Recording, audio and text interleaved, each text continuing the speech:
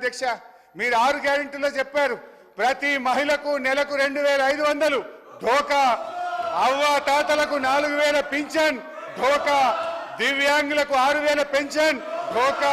అన్ని పంటలకు మద్దతు ధరకు 500 బోనస్, కళ్యాణ లక్ష్మి వెంట తులం బంగారం,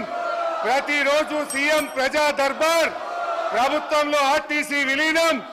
నిరుద్యోగ భృతి 4000, ఉద్యోగ ఉపాధ్యాయులకు 4 డిఏలు పిఆర్సీ, మొదటి ఏడాది 2 లక్షల ఉద్యోగాలు, 25,000 పోస్టులతో మెగా డిఎస్సి,